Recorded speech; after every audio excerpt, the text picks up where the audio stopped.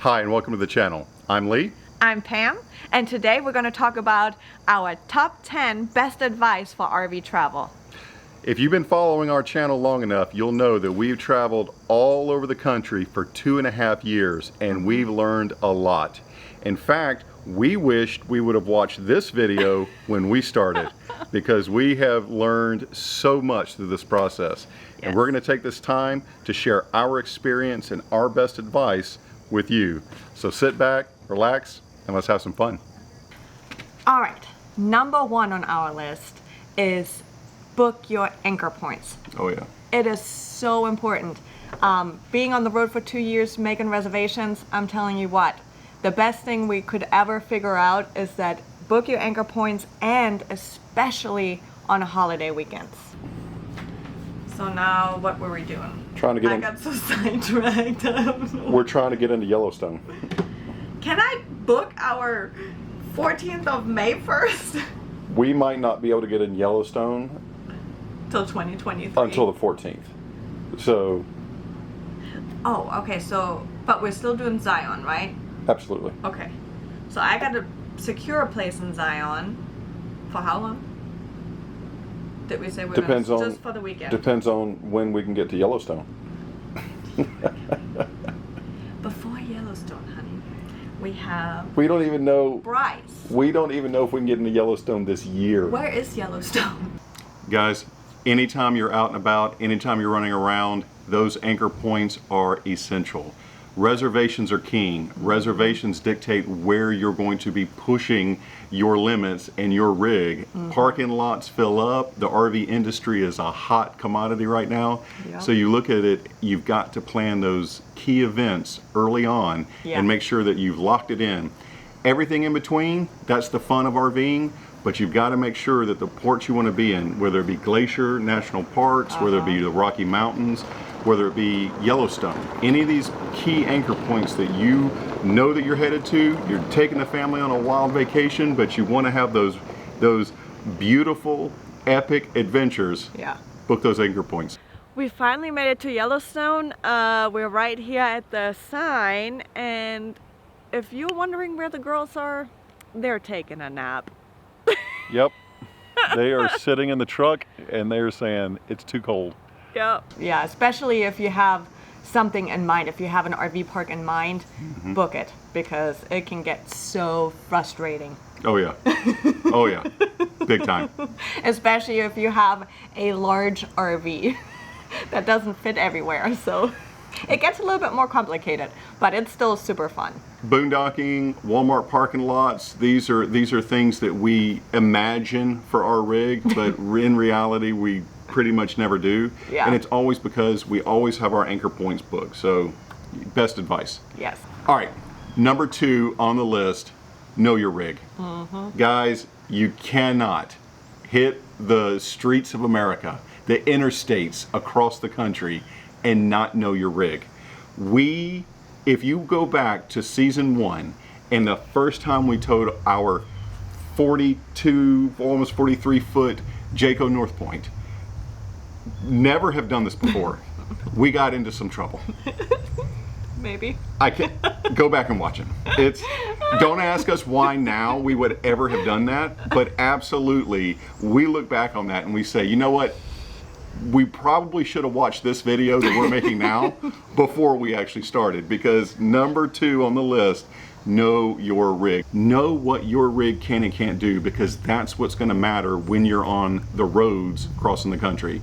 Weight, everything centers around your weight. It is the king when it comes to your suspension. It's what dictates what happens to your shocks, your equalizers, your leaf springs. Overloading your rig is the worst that you can do, because what's going to happen is that weight is just going to go straight to your suspension. Knowing your tires. If you haven't changed your tire on your rig, go do a dry run. Yeah. Trust us. That's a good idea, because oh my gosh, so you think you have all the materials or tools to do it? Yeah, until you actually do it. And luckily it was at an RV park where we practiced, not on the side of the road. So make sure you know that you have the right tools. You will be going to the box stores to get your extensions, your ratchets, your torque wrenches. Trust us. We thought, just grab one of those little tie irons and we're good to go, hit the road. Then you find out your tie iron doesn't fit the lug nuts that you have, or that you can't break the torque. So you don't want to find these things out when you're on the side of an interstate in somewhere USA. So make sure you do a dry run, practice it, you'll learn a lot, and you'll build that confidence. So know your rig. All right, number 3, best advice is high use, high fail items. Double up. I can't say it enough. You guys are going to be traveling America and you're going to find the best park ever is an hour away from anything remotely close to what you need. So if it's a high use item or high fail, make sure you guys make space to double up on those things because you're going to need them and you're going to use them. For instance, high fail items, whether it be fuses or any of the things that you need that you think for your rig specifically, and that goes back to knowing your rig. But if you know that it's going to fail or a potential to fail if you're in a hot climate areas or if you're in cold climate areas, make sure you double up on these things because you never know. You don't want to get yourself into a sticky situation.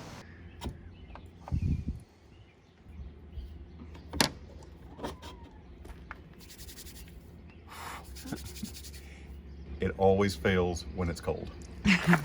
Yes, that is true. We had that problem with, remember, the space heaters. It went down to freezing and our furnace was broken at the time. So we only had one little bitty space heater. And of course, because there was a winter storm coming or a cold front coming, they were all sold out everywhere. Yep. So that's one of those items that you definitely need to have in stock. Yeah, don't wait till it's cold to buy a space heater or 2 because you'll go to the store and there's not. Everything is stocked except one empty shelf and it says space heaters and you're like, seriously? Yes. Yeah. And then high use items, for example, paper towels, toilet paper, wet wipes, diapers for us. I'd rather go to... Diapers for us? No. Not yet, honey, not yet. But yeah, we like to buy a big box at Costco or Sam's Club because then I can just stock it up. And I do have the space. Not everybody does, but we do have the space in the bathroom with really long shelves where we can stick it in. Also dish soap, because you don't want to... If you're in the middle of nowhere, you don't want to have to run to a store an hour away, or even if it's 25 minutes, that's still an hour there and back just for one little item that you already know you're going to use a lot of. All right, these are a few examples of items that we actually double up on. One of them is a refrigerator filter, because you don't want your refrigerator being mad at you and screeching at you, because that's not fun. Especially if you're in the middle of nowhere and you can't have Amazon delivered to you. So that's one. Another one is, I don't know if you have that problem, but our convection oven, it comes with lights and they keep burning out all the time. So I don't know if it's because, since you're plugging the rig in and plugging it out, unplugging it, that's the word, and unplugging it, that it's causing this issue. But yeah, we have to stock up on these microwave lights so that we don't run out of those. And then another one that we actually go to Costco for is batteries, because everything in your life nowadays is with batteries, from remotes to flashlights to, we have these little LED lights that we have under the sink and in our little cubbies where we keep our keys and everything, and it didn't come with a light, so we actually have some with batteries.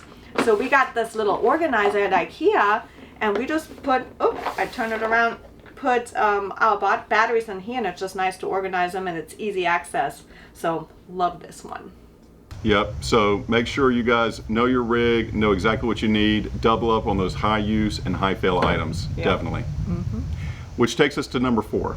And best advice we can give is clean and lube frequently. Yes. I can't say it enough. These rigs, they're designed to travel the roads across the country. Make sure that you guys have the lubes, all the lubricants you need, and make sure you guys clean those surfaces frequently, because you don't want problems to exist in the future by not doing it. Squeaky wheels, rusted surfaces, all these things. There's a spray for it out there, and we'll do an entire video on how to lube your rig, how to clean your rig. One of the things that we do before anytime that we raise the struts on our rig, we clean them. Yeah. Wipe them down, make sure that they're great, because those are pretty much your Achilles heel of the entire rig. If those struts don't come down, what do? Especially on a travel trailer or a fifth wheel. Yeah. Yep. So make sure you guys have your box ready, full of lubricants, solvents, rags, because you're going to need them. Oh yeah. You see how dirty this is? Literally, it takes 5 minutes to go around the rig and just wipe them down with a little DW40. So I'll just basically just wipe it off first and then spritz it and just lube it all up. Now that looks much better. All right, number 5 on our list is factory suspension. Yes, we have learned the hard way that you do not just trust what's on the rig. And you know what? Who thinks about that? Who thinks about, oh, well, I don't know if the suspension is good enough for the roads of America, especially when you're not planning on boondocking or going off-roading. Yes, only the novice and the RVers that are just entering into the RV industry, welcome. Only those of us will look at a rig and say that the suspension that comes with your rig is perfect. Yeah. Everyone else, through experience, knows that that is not the case. Your suspension that's on your rig means nothing. You need to really look at what you have versus what you're trying to do with it. We learned that the hard way. Yeah. Sometimes a $500 upgrade on your equalizers is the difference between broke down in the middle of nowhere and cruising right on through and meeting your plans and going to those anchor points, destinations that you planned out. Because what we're talking about is when you see a rig and you see this big beautiful rig, you're looking at the inside and you're looking at how you would live in it. What you're not looking at is all the weight that's sitting on those axles, all the weight that's sitting on those leaf springs. And do you even have equalizers attached to those leaf springs? What is an equalizer? Exactly. All these things. It's like, what is this? Yeah, all these things are a complete different conversation for future you. Who knew there's wet bolts and dry bolts? What are those? Exactly. What does that even mean? You will find out real quick. So Yes. knowing your suspension is number one. Pick the right floor plan and then go straight down and look underneath. Exactly. And what is it that's keeping you from going across these interstates? Yeah. Not all interstates are built the same. No. Every state has a unique flair, a little bit of spice on their own interstate. And you really feel it when you're as long as we are. Oh my goodness. We feel like we're in a Cheyenne rodeo. Oh yes. Just bucking. The thing is, every time you hit an interstate bridge. Yes. Just the sheer force that your rig will go through as you travel is it's amazing. It's like we're going through a what do you call it? Earthquake. Memphis roads basically stripped our screws out and threw our macerator on the oh my god. Oh my gosh. On the interstate. Yeah. Yeah, this is something else. Yeah. I mean, you learn so much. And we don't even go over 60, 65 miles an hour. Yeah. And still, sometimes those bridges will just get you out of nowhere. We make a lot of people mad. Yeah. We go slow. 60 miles an hour. We're in the right lane, though. Yeah. We learned our lessons when it comes to suspension. So we do have future video coming up to show you guys exactly what happened to us. Yes. We have no words. Yes. So suspensions, make sure you guys know them. Make sure you love them. Make sure you upgrade them. Make sure you lube them. Make sure you lube them. All right. So that takes us to number 6. Protect your investment. You guys have spent a lot of money and waited a long time to have the rig of your dreams. All we're going to say is the best advice we can give is to protect your investment. And that comes on multiple fronts. When it comes to electricity, make sure you have a good surge protector. We have an EMS, an electrical management system, which actually measures the incoming voltage, the incoming amperage, and it makes sure that it will shut off before it gets to your rig. It prevents problems as you start to go through different grids across America in these different parts. You never know what happened to the electrical post before you pulled in. Yeah. So just make sure you protect your investment. Get yourself a good electrical management system, an EMS. Make sure you have some kind of surge protection, because that's the first thing that's going to take your microwaves and your refrigerators and all these technical components. Yeah. It's going to wipe them out if you're not careful.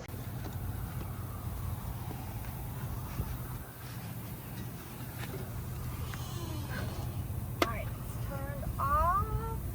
Yeah. Okay. Oh. On. E0. Good. Thank goodness. And the second is water. Water is not your friend. Love to take a shower as long as it stays in the shower. When water starts going everywhere else, it's it's awful. So two things when it comes to water. Make sure you have a pressure regulator outside. Pressure regulators are key, because they're going to make sure it stays within the prescribed pressure for your PEX pipes. And second, make sure you guys shut that off when you leave. So just to show you guys, we use what we call the flux capacitor. This is the Y that we made for all of the water. So we have the filter, we have a splitter. That way we can do multiple different things, from flushing the tanks to also using for just everyday things. And we also have the pressure regulator and a flex joint. So flux capacitor, that's what we use. Hope it helps you guys. Also, we've learned the hard way that you don't know what you don't know when it comes to water. Behind your walls in the basement, behind all the things that you've never taken down in your life, you have these pipes that start leaking. So what you need to do, like us, we got these loud screaming, They're terrible. Indicators. So when they get wet, they just scream. These alarms. We put those in all the places behind the walls where we think leaks would happen. That way, if a pipe busts and water starts spraying everywhere, you wouldn't normally know that.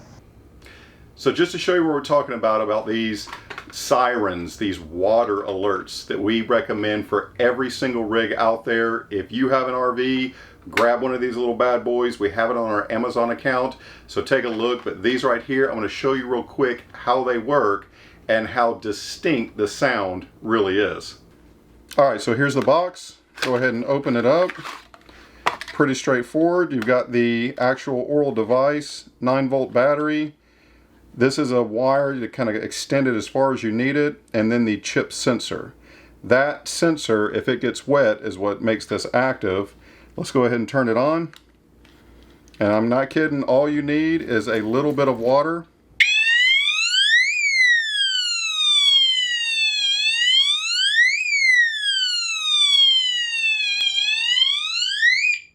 Yeah, unmistakable sound. And that right there is a game changer, because you don't know what's happening underneath the sink where your pipes are. You don't know what's happening while you tow your rig. But when you pull into a park and you start hearing this go off, you know exactly what's going on. And you know what? When it comes to water leaks, the quicker you can shut off the water, the better. So the earlier that you can find those problems, that's the key. Pick these up. But don't just think about when the pipes bust. Also put them underneath any kind of joints where the pipe joins something like your water heater, because even a slow drip can turn into a disaster. Exactly, and actually that's the #1 cause for water heaters. Water heaters will never just explode and spew water everywhere. It's the slow leak that just fills up the entire area, and you would never even know what's happening. So these little water indicators, these water alarms, invaluable, cheap, easy, throw them everywhere and just forget about it until you hear it. Yep, and we'll put a link below with all the items that we use, from our surge protectors to the water pressure monitors and water leak, what do you call them? Screechers? Alerts, alarms. Water leak screechers. That's what. Screaming devices that you know exactly when they go off. And I'm telling you, we're at a park right now, and we had it twice already that our power shut off. And I was like, what is happening? Why is the power shutting off? And I went outside, and it actually gives you like a reading on the surge protector what was the cause. And this one was a high frequency. I don't even know what that means, but I guess there was too much high voltage or something, but it shut off the rig and protected our air conditioning, our, what do you call it? Convection oven, everything. So, yeah. Invaluable. So important. Protect your investment, guys. All right, number 7 on our list is very important. It's an emergency plan. Always have an emergency plan. Oh, yeah. Yes. Yeah, emergency plans are key to any time you're traveling with a family, with yourself. Make sure that you know exactly what to do in case of a fire. That is first and foremost. When you walk into your brand new rig, it's going to be an amazing time. You're going to be looking at cabinetry, you're going to be looking at refrigerators, you're going to be looking at couches, maybe the island and the sinks and the fixtures. What you really need to be looking at is wherever the fire extinguisher is, note that and go get another one. Yeah. And put it somewhere else in the rig. Because a lot of times you might have one fire extinguisher, but that's not really going to help you if you're on the other side of the rig. So make sure you have an emergency plan when it comes to fire. Know where your emergency exits are. Know where your fire extinguishers are. Go get more fire extinguishers. Have one for the truck.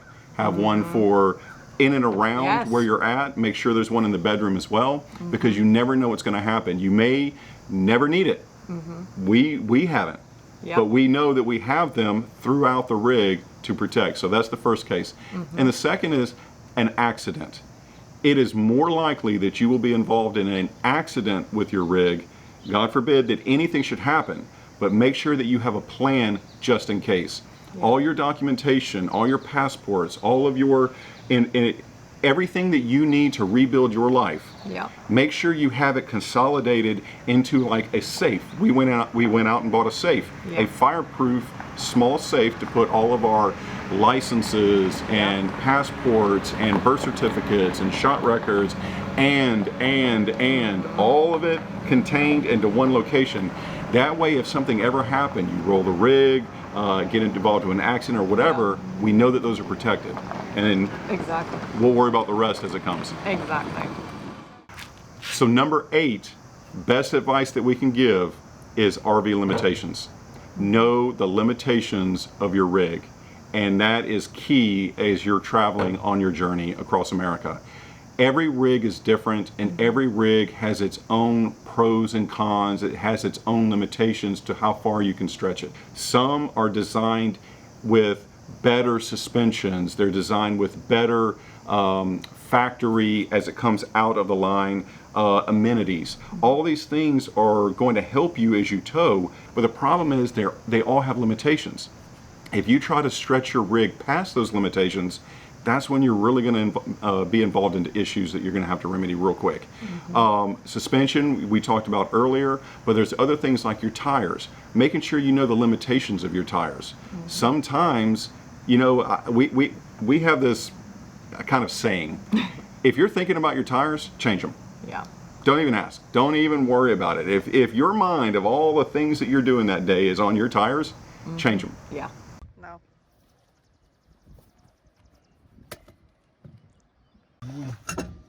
No.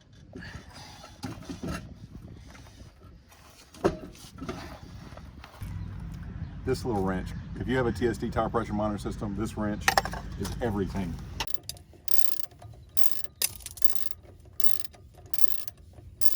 Tires are it's a small maintenance cost, but high repair cost. So know the limitations of all aspects of what your truck can do. Don't be taking a single rear wheel truck and trying to tow 45-foot toy hauler and then find out that you're maxed out on your weight. Your pin weight, the moment you drop it in, is maxing your truck out to where you can't tow anything. Your stopping power. So knowing your rig, knowing your truck, knowing the limitations of both, these are essential to making sure that you're safe on the road. All right, number 9 on our list, be flexible. Things will happen all the time. We talked about reservations earlier. Things will go wrong. So you will have to be able to adapt and change your route or change your plans. So don't be so stuck on one thought. You have to be flexible. As RVers, we are always flexible because nothing is going to go to plan, and that's the beauty of RVing, is that you can go anywhere you want if you want to go left, right, or backwards. We left a spot and I'm going to go right back to it because I don't like the spot we're at. There's so many instances and freedom of you making the choices as you go through on this epic adventure that you want to make sure that you always remain flexible because things will happen. We're heading to a state. We had it in mind. We're heading southbound to Oklahoma. Everything was perfect. What happened? There's hail. What did we say? Oh no. Oh, no. We're not going into hail. No. We're taking a left. So your plans will change immediately. And then what's the cost? Well, maybe we lost a $30 reservation for a park. And then we immediately found another park that was free. Yes. We'll show you where those are across America as well. We love finding free parks. But that's the beauty of it, is that, you know what? Be flexible, stay adaptive. The industry is dynamic. You just got to make sure you move with it. So that's half the fun. We're RVers, no stress. And that brings us to our final best advice, number 10. Have fun. Oh yeah. No matter what you do, have fun. Because keeping a positive spirit, a positive environment, that is essential to everything that RVing is about. They're having fun. I don't know what they're towing, but they look like they're having fun. But yeah, no, it is so important to just realize that you've been working towards this experience for so long and finally on the road, and things will go wrong, and things, you know, and especially for somebody that is a full-timer and is working on the road, going to school on the road, doing all those things, you know, you can get into a rut. It happens, you know, just like anywhere else. So just realize, wait a minute. Why are we in this rut? We gotta get out, we make a fire, we make some s'mores, we go walk in the forest, and we just have fun. Don't let the stress of the road deter the reason you started RVing in the first place. And that's a lot of times, that's the number one reason why people stop RVing, is because it's too stressful. All these things are happening that were unexpected. But that's what we say, be flexible and be positive, and don't let the stress of the road get to you. Because it, you know, a lot of times it will. It's overwhelming because these things have never happened to you before. But remember, you've waited a long time to make the mistakes you're about to make. Exactly. And have the Embrace issues. it. Exactly. Embrace it, learn from it, and just be over it. Just be on top of it and just have a great time. Have fun, guys. Yes. And you know what? We'll see you on the road. I'm speechless right now. Why? What is DW40? Oh, WD.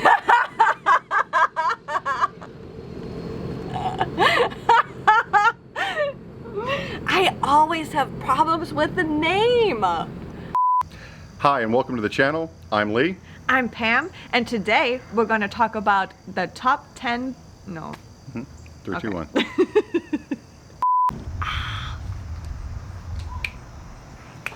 Recording? Oh, is it recording? Oh.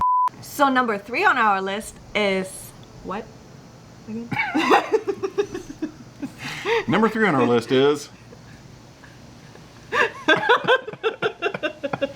We need like a teleprompter or something that just you can just read. I totally forgot.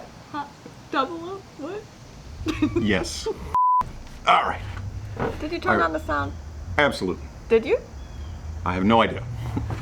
Oh man. Beep beep beep beep beep. Beep beep beep beep beep.